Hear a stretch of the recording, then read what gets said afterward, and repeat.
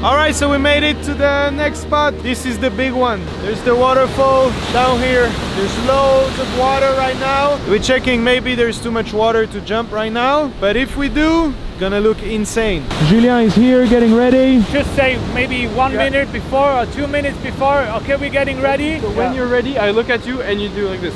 Yeah, okay. Okay. You're gonna do this. Just say 3, 2, and I'm going to go. Okay, now go.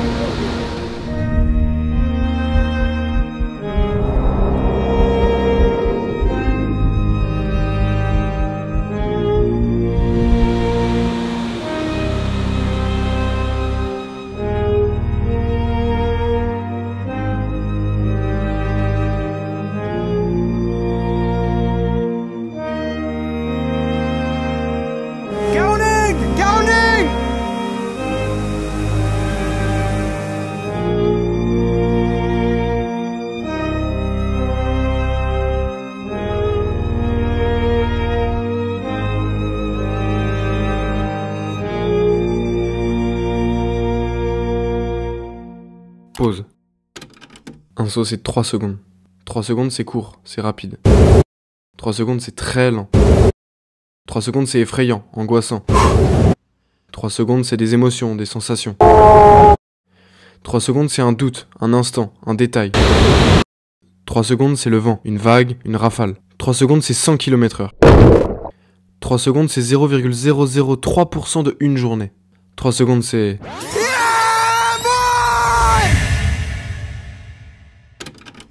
Ben moi, ma définition du cliff, tu vois, c'est une discipline qui est tournée sur le partage. Partager des bons moments, des moments forts. Et c'est aussi beaucoup tourné vers la nature. Donc explorer des nouveaux spots, découvrir voilà, des endroits naturels, être dans des beaux endroits. Et c'est pas que juste sauter d'une falaise en faisant des tricks, il y a tout un univers autour. Donc la particularité de ce sport et la raison pour laquelle mes parents aiment pas forcément que je le pratique, c'est que c'est considéré comme un sport extrême, parce qu'on met sa vie en jeu. Déjà le truc le plus important, je pense que nous on fait, c'est qu'on élimine tous les risques qui sont pas nécessaires.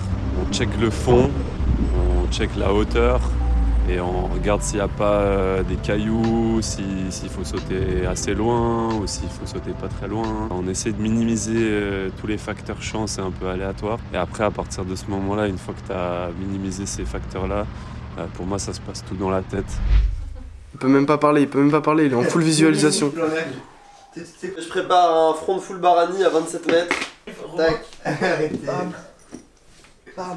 1, 2, barani. Plat ventre. Aujourd'hui on va bouger au Pont Neuf. L'étape ultime, ce pourquoi on est venu ici. Beaucoup de stress. Là j'ai la boule au ventre là. Là, typiquement j'ai la boule au ventre.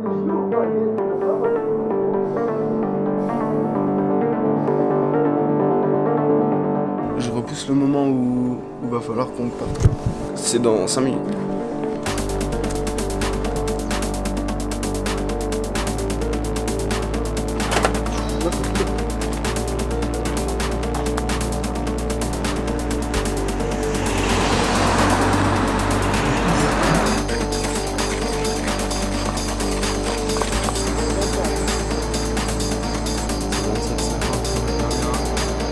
Non, en 27 mètres, t'as le temps de penser à ta vie. Hein. Si on voit pas que c'est...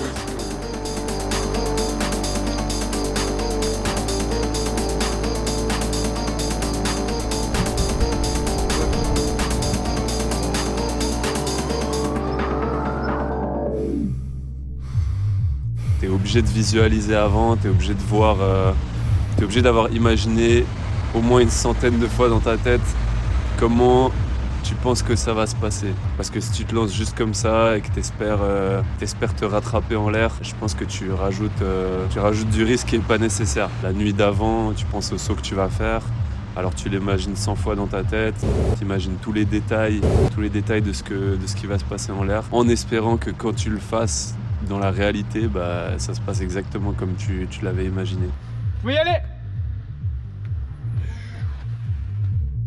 27 mètres de chute, impact à 100 km/h. Tout le monde est prêt?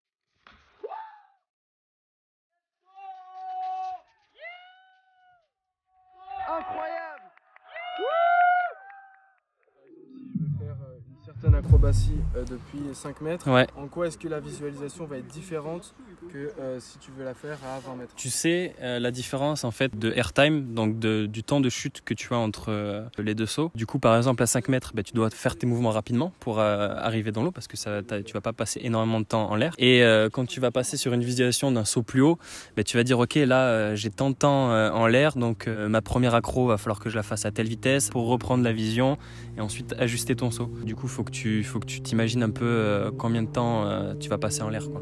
Il y a une part de toi qui va t'imaginer toi-même faire la figure à un certain endroit, mais je pense que ce qui est le plus important et ce que ton corps retient le plus d'une séance de visualisation, il se souvient plus d'un rythme que tu lui donnes plutôt que vraiment voir ce qui se passe, l'eau, voir le ciel, parce que c'est très flou la vision. Mais je pense que c'est un rythme que tu te donnes. Puis après il y a aussi, je pense, ton oreille interne qui joue, le fait de savoir quand l'eau arrive. Ça se développe avec le temps. Tout l'entraînement que je fais à la piscine, je dois passer à peu près le même temps à faire de la visualisation chez moi ou à n'importe quel moment de ma journée. Et je pense que la visualisation, c'est un outil ultra important pour tous les sports acrobatiques. Sans visualisation, c'est très très difficile de réussir. Même si tu n'as jamais fait un plongeon et que tu vas le faire, d'un côté, tu l'as déjà fait.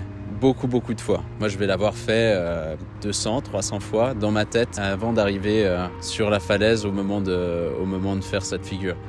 Pour moi, un plongeon que je fais pour la première fois, il m'amène énormément de stress parce que bien que je l'ai déjà fait et que je l'ai visualisé beaucoup de fois, il y a toujours un petit peu cette appréhension, est-ce que ce que j'ai visualisé, c'est ce qui va se passer en l'air? Alors qu'un plongeon qu'on a déjà fait et qu'on a répété beaucoup de fois, on sait exactement ce qui va se passer, on sait comment on le fait d'habitude et on est relativement confiant dessus. Moi, je trouve intéressant ce qu'on ressent la première fois qu'on fait un nouveau plongeon à ce genre d'auteur, parce qu'on est extrêmement concentré avant de faire le plongeon, et puis au moment de partir, en tout cas pour moi, c'est le vide total. Allez mon gars.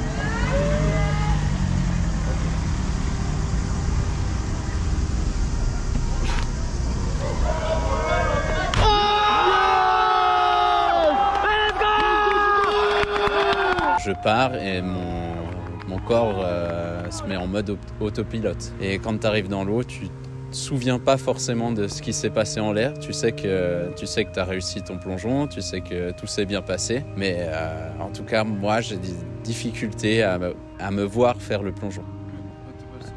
Je crois que c'est un peu tout le monde. Mais le moment où tu fais le pas pour faire ton saut, tu passes dans un mode qui est différent en fait. Tu passes dans un mode survie un peu. Parce que ton cerveau, j'ai l'impression qu'il pense qu'il va mourir. Et du coup, il fait tout pour survivre. Et si tu as bien visualisé avant, et évidemment que tu t'es entraîné pendant des années à des plus petites hauteurs à faire un tricks, en général ton corps il va faire exactement ce que tu avais prévu de faire dans ta tête, mais t'as pas vraiment l'impression que c'est toi qui le fais. Donc souvent en l'air, c'est un moment de présence ultime, et je pense que c'est pour ça qu'on s'en souvient pas forcément à chaque fois. Enfin, j'imagine que les humains d'avant, quand ils se faisaient chasser par un lion, s'ils arrivaient à s'en sortir, ils s'en souvenaient pas forcément juste après, parce que quand tu te fais chasser par un lion, tu fais juste ce qu'il faut pour pas crever, quoi. Donc j'ai l'impression que c'est un peu similaire à cet état-là. I've been thinking about this one for a long time. I think that in 10 words or less, hypnosis is attentive receptive concentration, a form of attentive receptive concentration. And that has all kinds of physiological manifestations. Cet état, ce mode d'attention que certains athlètes ont décrit, peut sur certains points être comparé à de l'hypnose. Et cette forme d'hypnose qu'on peut avoir lors d'une grosse figure est cruciale pour en fait réussir le saut. Car selon si nous sommes dans le bon mode d'attention pour un certain saut, celui-ci peut plus ou moins bien se passer. Et ce qui peut se passer fréquemment, c'est qu'on s'adapte pas au bon mode d'attention et qu'on n'est pas assez réceptif ou pas assez attentif. Et ça peut être un problème. Et en fait, une fois qu'on matche bien ces 3 paramètres, le reste, c'est que processus. Et une fois que t'es parti, tu sais que tu vas atterrir sur tes pieds si t'es dans le bon état d'esprit, quoi.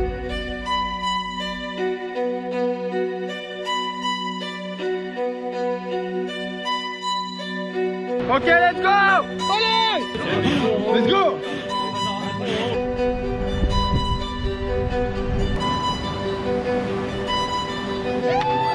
Allez gros! Allez gros!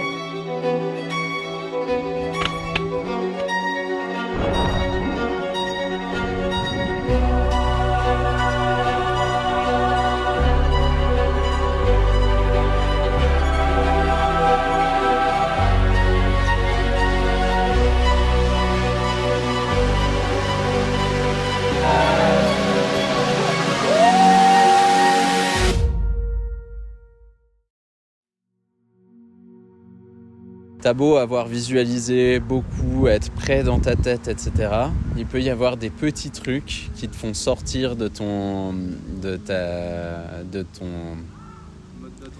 Ouais, exactement. De ta bulle, en fait. Et tu peux avoir des petits trucs qui te font sortir de ta bulle. Ça peut être un gros coup de vent, ça peut être une voiture qui passe derrière toi et qui klaxonne et qui te change ton attention. Et puis après, d'un seul coup, tu te sens plus prêt à faire ton plongeon pour des petites choses qui t'ont un petit peu dérangé. Si quand tu es debout sur le rocher ou le pont ou la plateforme où tu vas sauter, que tu te sens pas, ça peut arriver de plus bien voir dans ta tête ce que tu vas faire. Et souvent on entend même dire, de ceux qui se prennent des gros plats ou ceux qui ont fait des grosses chutes, souvent ils disent que juste avant de sauter, ils ont eu ce feeling là et ils ont voulu pas le faire mais ils l'ont fait quand même. Et c'est justement là où ils se sont blessés et là où ils se sont perdus. Et ça tu peux pas vraiment te permettre de le faire quand tu passes la barre des 20 mètres.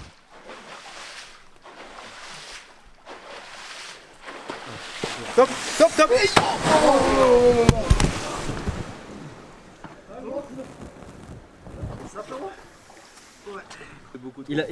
En fait, si tu veux, il devait faire. Ça va, mec? Ça va, ouais. Ça va, là, le dos, ça va nickel? Ça va, tu craches pas du sang? Non, ça va. Malgré nos efforts, dans ce sport, le risque zéro n'existe pas. Quand on réalise une figure avec une telle vitesse de rotation, il est facile de se perdre en l'air et d'avoir un instant d'inattention. Et ces moments d'inattention peuvent arriver à tout le monde.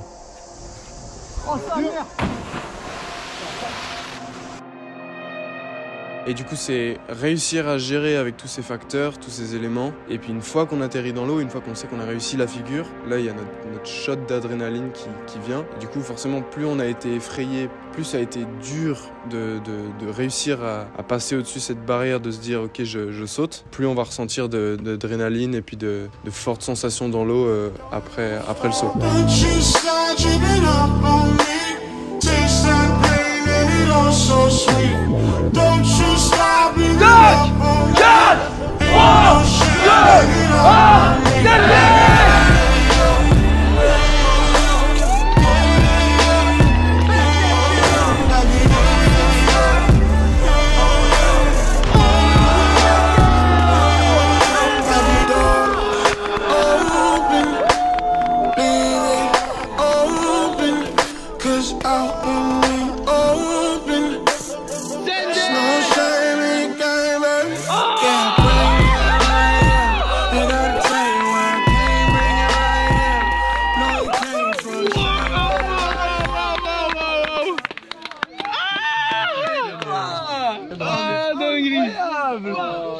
Qu'est-ce qui fait que tu vas avoir envie de refaire un saut et qu'est-ce qui fait qu'on est toujours à revenir sur des plus grosses hauteurs, sur des plus grosses figures, des plus grosses acrobaties? Pourquoi est-ce qu'on a toujours besoin de plus? Grossièrement, c'est l'adrénaline surtout. Disons qu'à chaque fois que tu vas sauter, même sur un saut que tu as déjà fait, tu as toujours ces petites doses d'adrénaline. Mais en fait, à chaque fois que tu vas changer de tricks ou de hauteur et que tu vas augmenter, etc., c'est un peu toujours comme si tu refaisais comme une première fois ton premier saut, quoi, en fait. Donc tu es un peu dans l'inconnu et tout ça t'apporte un peu de stress, d'appréhension. C'est un peu comme une drogue.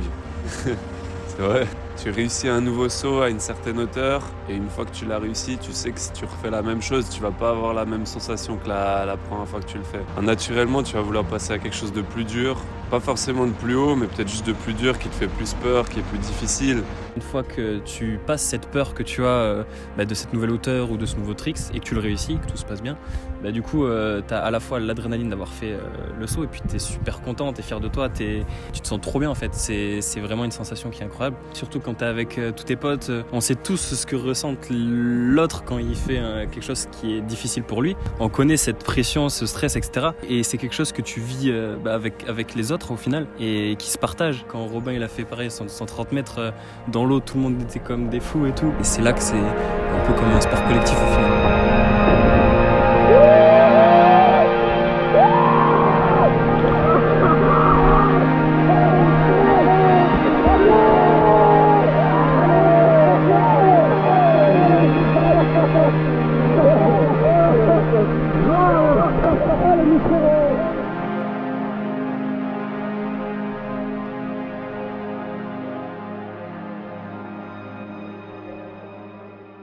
Trois secondes, c'est ça.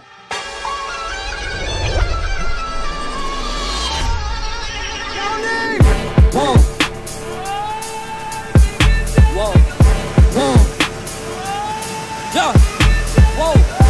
What you call an icon living? Start a record label, Misfits just did it. Nylon cover 5 minutes. Whoa, we are too hot in the business. About to make a movie independent. Need new trucks independent. I need you to listen to the vision. All your verses sound like dirty dishes.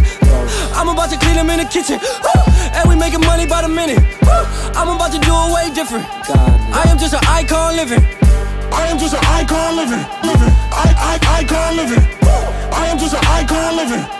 I am just an icon. I am not a Mayan, I'm a menace.